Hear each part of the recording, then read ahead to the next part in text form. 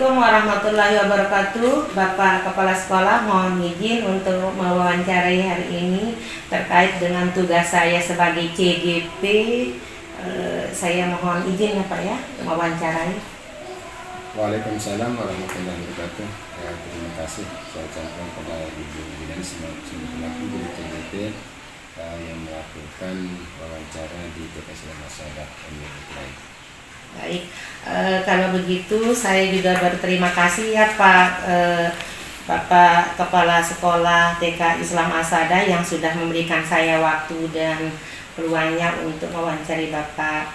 Saya ingin bertanya dulu sebagai Bapak Kepala Sekolah yang tentunya sudah berapa lama Bapak menjadi Kepala Sekolah di sini? Kurang lebih 13 tahun. 13 tahun. Tentunya dengan jangka panjang ya, yang 13 tahun itu tidak waktu yang pendek ya. Nah, dan hal ini tentunya ada yang saya ingin tanyakan, bagaimana ketika Bapak menghadapi kasus yang ada di sekolah ini Bapak Kepala, terkait dengan bagaimana Anda mengidentifikasi kasus-kasus yang merupakan dilema etika atau bujukan moral yang terjadi di sekolah Bapak. Baik, ketika terjadi kasus-kasus yang sifatnya apakah itu dilema moral atau kasus-kasus lain, seperti keseluruhan masyarakat, pertama-tama ketika ada terjadi kasus apapun macamnya, kita harus mencari fakta yang sebenarnya dulu. Kemudian fakta itu kita cari dari sumbernya, atau dari murid, atau dari guru, atau dari masyarakat, baru kita telaah, kita pahami semacam atau bagaimana model kasus itu. Begitu. Terima kasih Pak. Ya, intinya harus mencari fakta dulu ya Pak ya. Baik.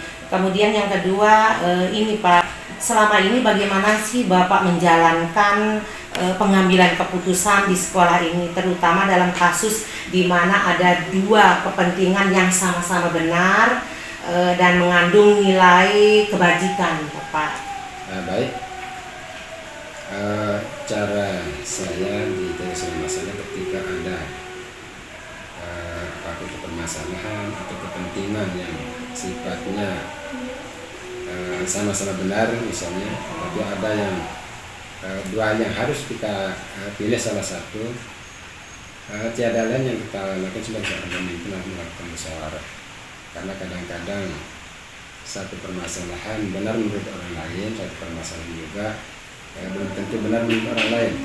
Oleh karena itu kita kasih masalah ketika ada hal yang seperti itu, guru-guru atau warga sekolah juga kembali bareng kita musyawarahkan, sehingga nanti mana yang menjadi keputusan terbanyak di antara kita itu sudah menjadi keputusan yang kita ambil, sehingga nanti tidak ada hal yang menjadi yang menjadi tersakitilah dari keputusan kita bersama, karena yang namanya keputusan bersama itu apapun hasilnya itu yang tepat. Jadi intinya ketika mengambil keputusan itu melalui masyarakat, musyawarah ya. Bagus sekali Pak. Kemudian ada lagi pertanyaan selanjutnya Bapak, dengan langkah atau prosedur seperti apa sih yang Bapak lakukan selama ini? Prosedur untuk menghadapi permasalahan itu maksudnya ya? Iya. Prosedur untuk menghadapi permasalahan itu seperti tadi, ketika ada permasalahan, cari dulu faktanya, identifikasi permasalahan apa, kemudian tingkat permasalahan itu, apakah permasalahan itu segera kita tuntaskan, kita atasi, atau ada tenggang waktu sehingga bisa kita mencermati dulu. Nah, baru setelah kita mengetahui permasalahan apa itu, kemudian bagaimana urgensinya, baru kita melakukan tindakan.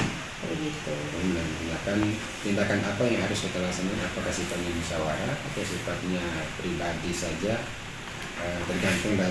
tergantung dari kasus itu tersebut ya Pak. Baiklah Pak. Ada lagi selanjutnya ini Pak, apakah dalam mengambil keputusan yang sudah Bapak lakukan dari nomor 1 tadi sampai sekarang ini, sudah Bapak anggap efektif dalam pengambilan keputusan pada kasus-kasus dilema etika itu Pak? Yang namanya keputusan itu artinya ketika kita berani membuat keputusan, kadang-kadang menurut itu sudah efektif. Sudah efektif, bagaimana kita berani mengambil keputusan. Tetapi nanti hasilnya itu tergantung dari yang menerima keputusan itu. Kalau memang keputusan itu perlu direfleksi ulang untuk membuat keputusan yang lebih baik, maka perlu kita mengambil keputusan yang lebih lanjut lagi, tergantung dari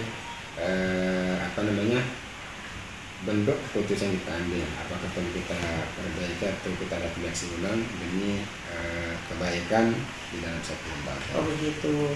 Intinya Bapak di dalam mengambil keputusan itu tentunya dengan berpikir sudah efektif dengan apa yang Bapak ambil ya. Begitu.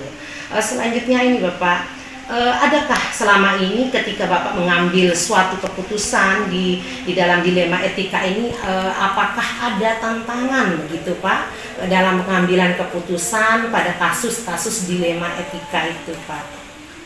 Setiap keputusan itu, apalagi keputusan yang kurang tepat misalnya, yang namanya keputusan seorang pemimpin atau keputusan siapapun, tidak selamanya keputusan itu disenangi oleh orang lain.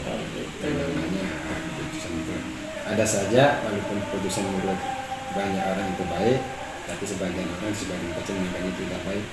Oleh karena itu satu teknis saya pribadi, ketika keputusan itu merupakan keputusan kita bersama dan terbanyak itu yang terbaik. Apapun hasilnya nanti Pak, entah ada yang kurang setuju atau tidak menerima keputusan itu, kalau memang keputusan kita bersama, keputusan yang terbanyak itu yang kita jalani atau saya. Intinya ya Pak, tentunya pasti ada tantangan ya jelas, ketika ada kita mengambil keputusan, apalagi di antara dua pilihan benar, sama-sama benar begitu ya Pak ya. Baik Bapak, kita selanjutnya saya ingin bertanya ya, dari semua kasus itu, ketika ada kasus, apakah Bapak untuk menyelesaikan semua kasus itu terjadwal atau bagaimana dalam pengambilan Bapak keputusannya? Gimana? Langsung kah apa bagaimana Bapak? Baik, seperti yang di awal saya sampaikan, apakah permasalahan itu secara langsung kita tangani, di sini ada hal-hal yang sifatnya sangat mendadak sekali, dan yang sifatnya mendadak sekali atau harus kita tangani saja, langsung kita tangani saat itu, apa kita secara pribadi atau dengan semua guru. Kalau memang hal itu membutuhkan ada uluran waktu supaya keputusan kita lebih baik, perlu kita jadwalkan. Itu juga sesuai dengan keputusan kita bersama. Kalau kita laksanakan hari apa, tanggal berapa, kalau berapa, permasalahan itu tak terlalu harus diselesaikan waktu. Begitu. Intinya tergantung kasus ya. Apabila ada terjadi kasus yang harusnya diputuskan saat itu. Kemudian kalau kasus yang ada bisa dijadwalkan dengan musyawarah begitu Pak ya. Seperti contoh satu saja. Iya Pak. Silakan. Yang baru-baru misal, menurut seorang guru atau yang sampaikan itu bagus dan niat yang bagus, tapi ketika ada orang lain yang mendengarkan apa yang disampaikan oleh guru itu memang tidak baik. Begitu ada informasi itu masuk di lembaga kita atau kepada kepala sekolah, itu langsung kita tangani supaya nanti kesan yang didengar oleh orang lain itu tidak mengakibatkan hal yang fatal di sekolah kita antara guru dan sekolah ini langsung kita tangani. Karena tidak perlu kita mengulur waktu bahwa ada kasus, langsung kita tangani. Baik Bapak, terima kasih ya atas wawancara yang kita lakukan ini. Dan yang terakhir saya ingin ya bertanya, saya ingin tahu ya faktor apa yang selama ini mempermudah dalam membantu Bapak sebagai kepala sekolah dalam pengambilan keputusan kasus dilema etika Bapak. Faktor yang menyebabkan atau memberikan kemudahan ketika ada permasalahan, ketika kita memutuskan untuk mengambil keputusan. Secara pribadi saya kadang-kadang berkonsultasi dulu apakah dengan sesama guru sebelum kita mungkin secara resmi ataupun kepada warga sekolah atau wali murid, tergantung dari organisasi permasalahan itu. Kalau memang konsultasinya secara pribadi dulu dengan menjadi bahan pertimbangan kita juga. Terima kasih Pak. Dari seluruh rangkaian wawancara saya dari 1 sampai 6 tadi, sampai 7 tadi. Nah, di sini adalah penghujung kita ya Pak ya. Dan Bapak saya ingin doanya ya Pak supaya saya sebagai CBP angkatan 7 ya supaya lulus untuk jadi guru penggerak Bapak. Kemudian ini Pak, setelah kita mau wawancara ini apa yang Bapak sampaikan dan saya tanyakan kepada Bapak, bagaimana pengalaman Bapak ketika dalam pengambilan keputusan yang sudah kita lakukan di keputusan dilema etika ini Pak, bagaimana pendapat Bapak tentang keputusan kita yang sudah kita ungkapkan? Yang namanya keputusan itu ketika kita sudah memutuskan, berarti ada pertimbangan-pertimbangan atau hal-hal yang sudah kita pikirkan juga. Artinya bukan sembarangan kita mengambil keputusan, tapi seperti tadi ketika ada hal yang misalnya menurut kita sendiri kadang-kadang setelah kita putuskan apakah keputusan yang lebih tepat atau tidak, nanti ada sebenarnya refleksi. Kita refleksi lagi apakah kita lihat dari implementasi yang sudah kita putuskan. Kalau memang hasilnya nanti tidak memuaskan atau negatif, boleh yang perlu lagi kita refleksi. Artinya keputusan kita saat ini misalnya tidak merupakan harga mati juga. Ketika itu memerlukan perbaikan, kita perbaikan. Berarti intinya apa yang sudah kita ambil dalam keputusan ini juga bisa menjadi pembelajaran bagi kita ya Pak untuk kedepannya juga, dan untuk menelaah apa yang sudah terjadi dan supaya lebih baik lagi dalam mengambil keputusan terutama di dilema etika ya Pak ya. Artinya bukan keputusan kepada sekolah itu bukan keputusan yang mutlak atau mati tidak boleh diubah atau diambil siapa. Begitu Pak ya. Baiklah Bapak, cukup saja sampai di sini wawancara saya sama Bapak. Nah, saya mengucapkan banyak terima kasih atas waktunya ya Pak ya. Dan apa yang sudah saya lakukan tadi mudah-mudahan ini menjadi amal ibadah kita, yang menjadi catatan amal ibadah kita, sehingga saya juga bisa belajar lagi lebih giat lagi untuk menjadi pemimpin nantinya Bapak, seperti Bapak yang sudah memberikan pembelajaran dan juga pengalaman terkait dengan pengambilan keputusan. Bapak sudah melakukan dengan 3 prosedur, 9 langkah dan kemudian 4 paradigma ya Pak ya. Terima kasih, sekian dan terima kasih. Assalamualaikum warahmatullahi wabarakatuh. Waalaikumsalam. Assalamualaikum warahmatullahi wabarakatuh. Waalaikumsalam warahmatullahi wabarakatuh. Begini Bu Kepala Sekolah ya, saya ingin mewawancarai Ibu terkait dengan pengambilan keputusan, dan tentunya Ibu sebagai Kepala Sekolah ya. Jadi ini ada tugas saya sebagai guru penggerak, calon guru penggerak CBP angkatan 7 Bu. Apakah Ibu Kepala Sekolah bersedia untuk diwawancara? Siap, bersedia. Baik Bu, saya ingin bertanya dulu, sudah lama Ibu jadi Kepala Sekolah? Ya lama, sekitar 6 tahun. Masuk 6 tahun. Baik Ibu. Pertanyaan pertama yang saya ingin tanyakan kepada Ibu, bagaimana Anda mengidentifikasi kasus-kasus yang merupakan dilema etika atau bujukan moral selama Ibu menjadi kepala sekolah? Jadi dalam menyikapi hal tersebut, tentunya ya kita tahu dulu apa akar masalahnya, jenis masalahnya, baru kita bisa menganalisis ataupun menyikapi masalah tersebut supaya nanti keputusan kita tidak salah jadinya. Gitu. Baik, yang kedua ini Bu ya, bagaimana Anda menjalankan pengambilan keputusan di sekolah Ibu, terutama untuk kasus di mana ada dua kepentingan ya yang sama-sama benar atau sama-sama mengandung nilai kebajikan Ibu. Tentunya kita harus mengambil keputusan itu dengan cara musyawarah dulu, tentunya baru kita mendapatkan hasil mufakat tersebut, baru kita mendapatkan keputusan. Intinya dengan musyawarah ya. Musyawarah. Baik, selanjutnya ini langkah atau prosedur seperti apa sih yang bisa Ibu lakukan selama ini ketika mengambil keputusan Bu? Tentunya kita mengambil keputusan dengan 9 langkah. 9 langkah ya, salah satunya dengan cara mengenali bahwa nilai-nilai yang bertentangan dengan masalah tersebut, kemudian siapa yang terlibat dan lain sebagainya. Oh gitu. Itu Bu ya. Baik. Kemudian ketika Ibu mengambil suatu keputusan ini ya, apakah Ibu sudah menganggap itu bahwa itu sudah efektif ketika Ibu mengambil suatu keputusan, terutama di dalam keputusan kasus dilema etika Bu?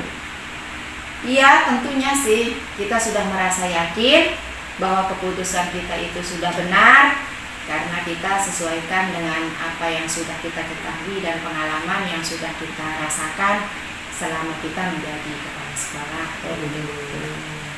Jadi Ibu sendiri yang mengalaminya dan Iya. sudah percaya diri bahwa itu anggapan Ibu sudah efektif ya. Iya, tentunya sih. Baik. Selanjutnya ini ketika Ibu mengambil keputusan ya, ada enggak Ibu alami suatu tantangan begitu ketika mengambil keputusan di dalam kasus dilema etika itu Bu? Pasti ada. Oh gitu. Ada yang setuju tentang suatu keputusan, ada juga yang tidak, pro kontra. Namun demikian, walaupun begitu tetap kita mengambil suara terbanyak gitu. Supaya nanti tidak ada iming-iming di belakang gitu kan tentunya. Oh begitu ya. Baik Ibu, tadi kan sudah tantangannya ada ya. Kemudian ini Bu, ada enggak ketika ada kasus terjadwal enggak, ada enggak jadwalnya Ibu, atau sudah terjadwal enggak ketika Ibu akan mengambil suatu keputusan, atau seperti apa sih langkahnya Ibu? Ya, tergantung masalahnya. Kalau masalahnya bisa dikatakan ringan, atau bisa kita selesaikan langsung, maka kita akan selesaikan langsung. Namun apabila mungkin berat atau gimana, nanti bisa juga kita selesaikan di lain waktu gitu. Begitu intinya. Intinya ketika ada kasus segera diselesaikan ya. Walaupun kalau ringan bisa diselesaikan secara langsung, kalau bisa dimusyawarahkan begitu. Begitu. Baik Ibu. Kalau begitu ini Bu, faktor selama ini yang mempermudah ketika kan pastinya ada kendala, pastinya ada tantangan ya. Tetapi ketika Ibu mengambil suatu keputusan, seperti apa sih yang mempermudah Ibu dalam mengambil keputusan dilema etika ini, kasus dilema Ya, etika ini? tidak terlepas dari kita juga berbagi ke teman-teman, ke sesama guru, Oh iya. ataupun juga masalah tersebut kita sampaikan ke pimpinan yayasan, ataupun ke komite, ataupun ke tokoh-tokoh agama di sekitar wilayah sekolah kita sendiri gitu. Jadi itu yang membantu Ibu dalam mengambil keputusan di dalam satu kasus dilema etika ini ya. Iya. Baik Ibu, sampai di sini ya wawancara saya kepada Ibu. Tetapi saya ingin bertanya dan mengenai ini yang terakhir ya. Ketika mengambil suatu keputusan itu, pembelajaran apa sih yang Ibu dapatkan atau yang Ibu ambil, yang bisa dipetik dalam pengalaman ketika Ibu mengambil suatu keputusan dilema etika itu? Ya, walaupun kita anggap benar keputusan kita itu, namun tetap kita akan renungkan, kemudian kita evaluasi diri, meskipun itu sudah kita anggap benar, namun tetap jadi pembelajaran kita secara pribadi, supaya nantinya dalam mengambil keputusan pada masa-masa yang lain itu kita lebih bijak. Oh begitu ya. Baik Ibu, terima kasih ya atas kesediaannya Ibu kepala sekolah di mana Bunda? Di TK Azuriyah Oh, di Kebumiran. TK Azuriyah ya Bunda. Ya. Terima kasih ya atas waktunya dan juga kesempatannya untuk saya wawancarai terkait ini, dan mudah-mudahan doakan ya Bu ya supaya saya juga lulus untuk menjadi guru penggerak angkatan 7 Bu ya. Sekian ya, terima kasih. Assalamualaikum warahmatullahi wabarakatuh. Waalaikumsalam warahmatullahi wabarakatuh.